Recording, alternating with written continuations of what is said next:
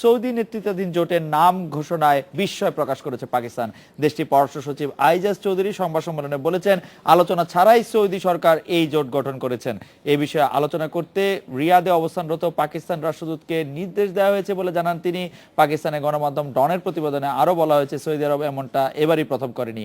এর আগে ইয়েমেনে অভিযান চালানোর সময় অভিযান পরিচালনাকারী জোটের সদস্য হিসেবে পাকিস্তানের নাম ঘোষণা করেছিল দেশটি। এমনকি জোটের মিডিয়া সেন্টারেও পাকিস্তানের পতাকা প্রদর্শন করেছিল, কিন্তু পাকিস্তান ইয়েমেন অভিযানে অংশ নেয়নি। প্রতিবেদনে আরও বলা হয়, এটা পাকিস্তান সরকারের নীতি যে জাতিসংঘের শান্তিরক্ষা মিশন ছাড়া দেশের বাইরে কোথাও সেনা মোতায়েন করবে না।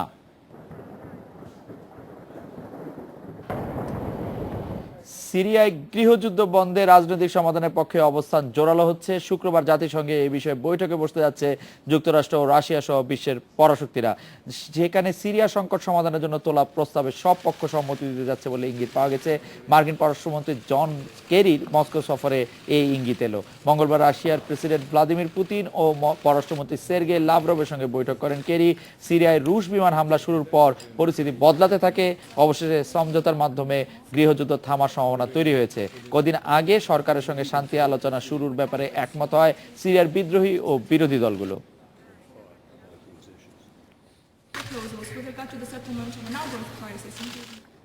এডিটর স্পিক এবার একটি বিরতি নিচ্ছি, ফিরছি একটু পরেই।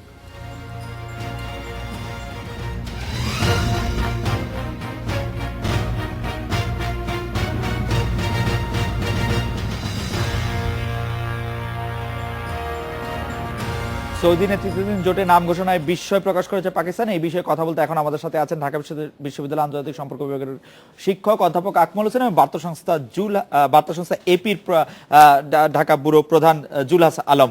আমি অধ্যাপক আকমল হোসেন আপনার কাছে প্রথমেই জানতে চাইবো যে পাকিস্তান যে অভিযোগটি সৌদি আরবের বিরুদ্ধে এই মুহূর্তে করেছে, যে সৌদি আরব কারোর সঙ্গে কোনো আলোচনা না করে তাদের নাম দিয়েছে এবং এটি প্রথমবারের মতো করেনি, সরাসরি মিথ্যাচারের অভিযোগ এনে তারা বলেছে যে ইয়েমেনের বিষয়, ইয়েমেনের আক্রমণের ক্ষেত্রে আসলে সৌদি আরব তাদের নাম প্রকাশ করেছিল, তাদের সাথে না করে এবং পতাকা প্রদর্শন করেছিল। এই বিষয়টিকে আপনি কিভাবে দেখছেন অধ্যাপক আকমল হোসেন? বিষয়টা তো অবাক হবারই ব্যাপার, কেননা পাকিস্তানের মতো একটি দেশ যার সাথে সৌদি আরবের সম্পর্ক বেশ গাঢ়, তো সেই দেশ থেকে বলা হচ্ছে যে তাদেরকে জিজ্ঞেস না করেই এরকম ভাবে এই জোটে তাদের অন্তর্ভুক্ত করেছে। তো আসলে আমার মনে হয় এটা মানে পাকিস্তানের এই ধরনের মন্তব্য নিশ্চয়ই খুবই যৌক্তিক, কেননা এই ধরনের আন্তর্জাতিক কোনো উদ্যোগে যে সমস্ত দেশকে সংযুক্ত করা হবে সেই সমস্ত দেশের সাথে আলাপ আলোচনা না করে এরকম পদক্ষেপ নেওয়া এটা কোনোভাবেই মানে কূটনৈতিক দৃষ্টিকোণ থেকে গ্রহণযোগ্য হতে পারে না। অথবা আকমল হোসেন, জি জি আপনি শেষ করেন। বিষয় জি বলেন আপনি স্যার, আমি শুনতে পাচ্ছি আপনাকে স্যার। আরেকটি বিষয় এখানে লক্ষ্য করার ব্যাপার, সেটা হচ্ছে যে সৌদি আরব যে ইদানিং আন্তর্জাতিক সম্পর্কের ক্ষেত্রে অনেক জোরালো ভূমিকা নিচ্ছে, বিশেষ করে এই যে অঞ্চলে সৌদি আরব অবস্থিত, যে মধ্যপ্রাচ্য অঞ্চল, সেই অঞ্চলে আমরা বর্তমান পরিস্থিতির কারণে সৌদি আরবকে আমরা দেখছি যে একটা বিশেষ বড় ভূমিকা নিতে।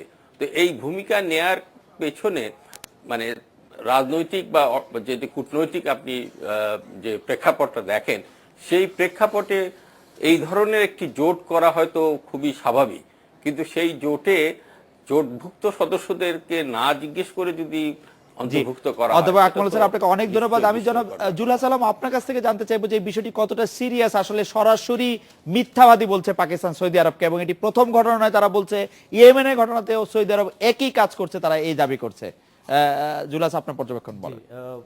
মূল বিষয়টি হচ্ছে স্যার যেটি বলছিলেন যে পাকিস্তানকে যদি জিজ্ঞেস করে সত্যি জিজ্ঞেস না করা হয়ে থাকে তাহলে তো ডেফিনেটলি এটি কূটনৈতিক শিষ্টাচার বহির্ভূত, এবং এর মধ্যে থেকে বোঝা যাচ্ছে যদি এটি সত্যি হয়ে থাকে তাহলে সৌদি আরব কেন যেন একটু তাড়াহুড়া করছে। এবং আপনি দেখবেন যে তাদের যে ডকুমেন্টারি অ্যাভেলেবল বা পাওয়া যাচ্ছে যে এই জোট তৈরি করার ক্ষেত্রে, সেটিতেও কিন্তু অনেক কিছু খুব ডিফাইন করা নেই। এবং বাংলাদেশ থেকে আমরা যে বক্তব্য পেয়েছি সেখানেও বলা হচ্ছে যে খুবই প্রাথমিক আলোচনা হয়েছে। তো সেই জায়গা থেকে কি কারণে হঠাৎ করে একটু তড়িঘড়ি করা হচ্ছে সেটি একটি সন্দেহের ব্যাপার থাকে।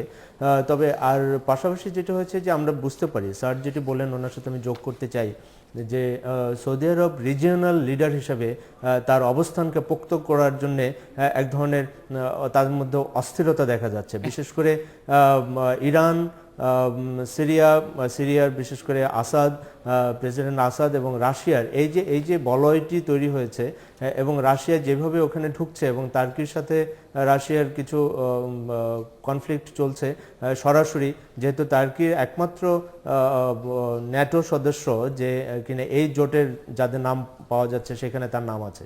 তো সেই জায়গা থেকে আমার মনে হয় যে সৌদি আরব একটু তাড়াহুড়া করছে যে তার যে রিজিওনাল লিডার হিসেবে তার যে আত্মপ্রকাশ সেই আরো বেশি তাকে কনসলিডেট করা, সেই জায়গা থেকে আমার মনে হয় যে বিষয়টি পরিষ্কার হয়েছে। জুলের সালাম, আমি আপনাকে এবং অধ্যাপক আকমল হোসেনকে আমাদের সাথে একটু থাকার অনুরোধই করব। আমি যখন ফিরে আসবো আপনাদের দুজনকে আমি একই প্রশ্ন করতে চাই, সৌদি নেতৃত্বে যে 34 মুসলিম দেশের নতুন সামরিক জোট, যেটা এবার পাকিস্তান অস্বীকার করছে যে এটিতে সে ছিল না বা তা থাকার উচিত না, এতে বাংলাদেশের সংযুক্তিতে আমরা আসলে কি পেলাম, না থাকলে আমাদের হারানো কি ছিল? জনাব জুলের সালাম, অধ্যাপক আকমল হোসেন, আপনারা আমাদের সঙ্গেই থাকেন, আমরা আপনার কাছ থেকে শুনছি। 1 মিনিট একটি বিরতি নিয়ে এসে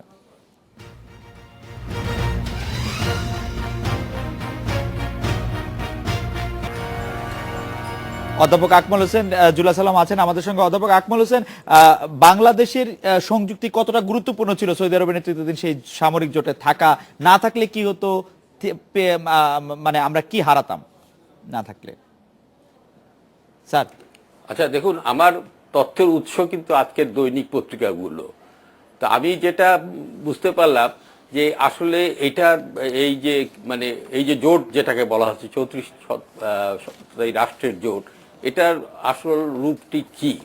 যদিও বলা হচ্ছে যে আইএসকে মোকাবেলা করার জন্য এই জোটটি করা হয়েছে, এবং বলা হচ্ছে যে তথ্য আদান প্রদান, ইন্টেলিজেন্স শেয়ার করা ইত্যাদি হয়তো থাকবে।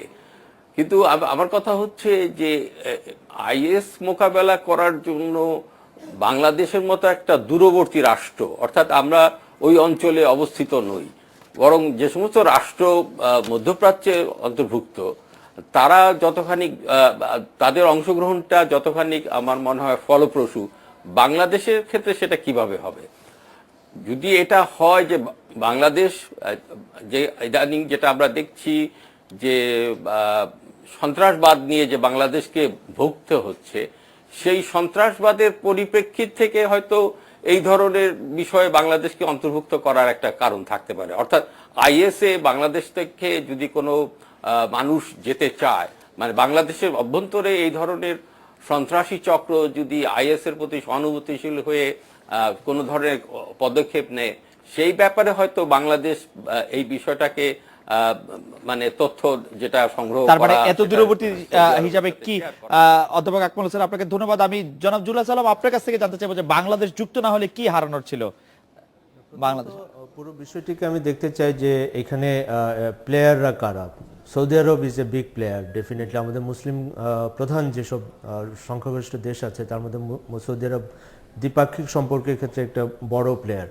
পাশাপাশি আমরা খুবই স্পষ্টভাবে বুঝতে পারি যে আমেরিকার নেতৃত্বে যে 65টি দেশের একটি জোট আছে আইএসকে মোকাবেলা করার জন্য, সেখানে কিন্তু সৌদি আরব পার্টনার। তো এবং সৌদি আরবের সাথে আমেরিকার যে সম্পর্ক, সেই সম্পর্কটিও আমাদের মাথায় রাখতে হবে এই জোট নিয়ে কথা বলতে গেলে। তো সেই জায়গা থেকে বাংলাদেশের সাথে সৌদি আরবের যে সম্পর্ক, দ্বিপাক্ষিক সম্পর্ক, আমাদের যে ওখানে লেবার মার্কেট, আমাদের যে নানা রকমের সহায়তা প্রদান এবং বাংলাদেশের বিভিন্ন প্রকল্পে তাদের যে অংশগ্রহণ, সবকিছু মিলিয়ে সৌদি আরবের সাথে বাংলাদেশের সম্পর্কটা একটু সেন্সিটিভ। যদি বাংলাদেশ এখানে যায়, সেটিকে আমি মনে করি না যে খুব বেশি বোকামি হবে। আবার একইভাবে যদি না যায়, তাহলে সেই ক্ষেত্রে বাংলাদেশের কিছুটা সমস্যা হতে পারে। আপনি যেটি বললেন যে আসলে সৌদি আরবের সাথে বাংলাদেশের সম্পর্ক, বিশেষ করে বাংলাদেশের শ্রম বাজারের একটি বড় অংশ সেখানে কাজ করছে। জুলা সালাম, আপনাকে অনেক ধন্যবাদ। অধ্যাপক আকমল হোসেন, আপনাকে অনেক ধন্যবাদ। একটি বিরতি নিচ্ছি, ফিরছি একটু পরে।